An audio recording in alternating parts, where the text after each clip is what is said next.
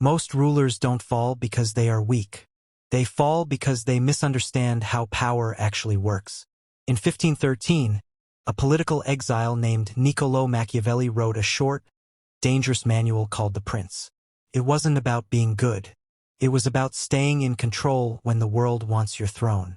This was not philosophy for classrooms. It was survival instructions for anyone sitting where enemies are smiling, allies are lying, and the public changes loyalty overnight. Machiavelli starts from a brutal assumption. People are not loyal, not grateful, and not consistent. They follow strength, reward, fear, and stability. If a leader bases power on love alone, collapse is only a matter of time. Because love is emotional, and emotions change.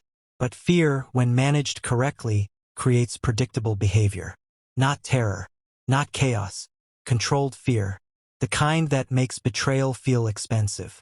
His first lesson hits like cold water. Power isn't about how you gained it. Power is about whether you can keep it tomorrow morning.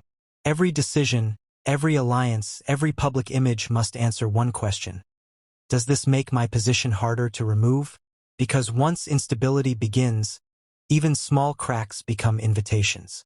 And in politics, business, social circles, or influence online, the moment others sense weakness, they start planning your replacement long before you notice the smiles disappearing.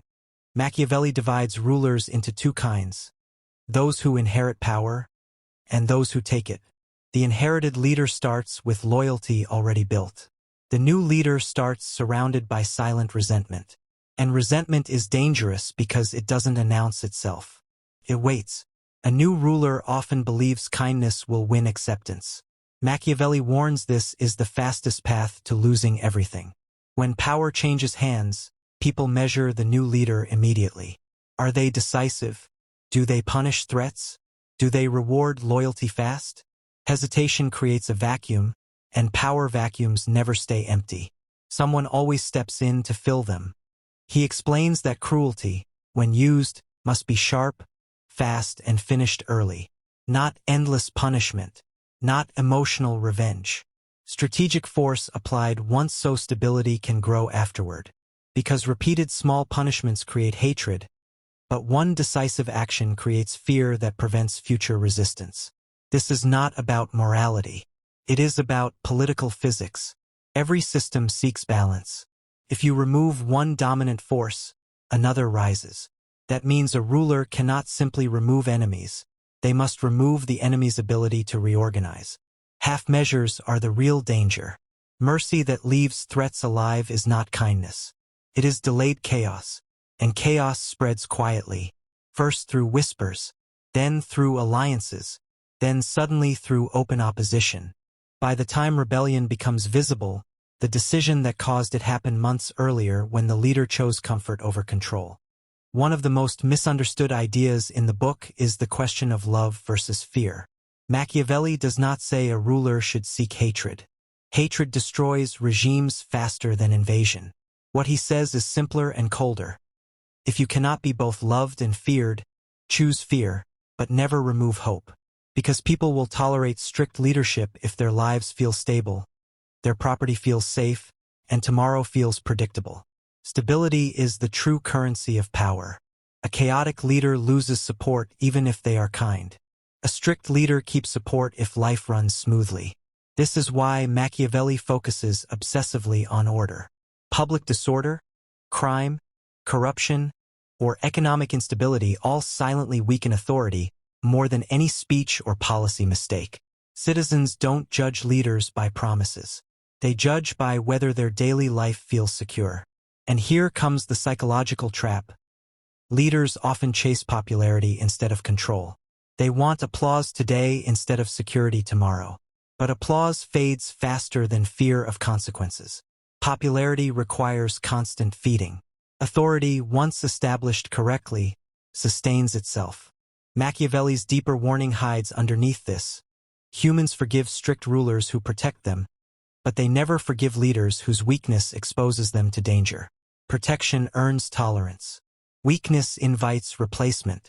And once people begin imagining life under someone else's rule, your countdown has already started whether you realize it or not. Another rule sounds almost unfair. Never depend entirely on borrowed power. Mercenaries, temporary allies, external supporters, or popularity waves feel strong in the moment, but they vanish the second conditions change. Machiavelli watched entire states collapse because their strength belonged to someone else. Soldiers loyal to money run when money stops. Political allies loyal to opportunity disappear when a better opportunity appears. Public opinion loyal to excitement vanishes when boredom arrives. Real power must have a core that survives disappointment. That core can be loyal institutions, trusted inner circles, controlled resources, or systems designed so that even if individuals leave, the structure holds. Leaders who confuse temporary support for permanent strength become prisoners of the very forces that lifted them up. They start making decisions not for stability, but to keep those external supporters happy. And the moment leadership decisions serve outsiders instead of the system itself, decay begins. Machiavelli's logic here is mechanical. Power that depends on unstable foundations requires constant negotiation. Power built on internal strength requires far fewer concessions. Every concession given to keep temporary allies happy is a piece of authority permanently surrendered. Eventually, the ruler discovers they still sit on the throne, but no longer control what happens from it. Image matters more than truth. Not because truth is useless, but because people react to what they see faster than what they verify. Machiavelli insists a ruler must appear merciful, faithful, humane, honest, and religious, even when real decisions require the opposite. Public perception acts like armor. If the crowd believes you are just, they explain away your harsh actions as necessary. If they believe you are corrupt, even your good actions look suspicious. Reputation, therefore, becomes a strategic weapon. But this reputation cannot be random. It must be consistent enough to feel believable, yet flexible enough to allow ruthless decisions when survival demands it. Leaders who expose every internal calculation lose psychological control. Mystery protects authority. Predictability invites manipulation. Machiavelli understood something modern psychology confirms.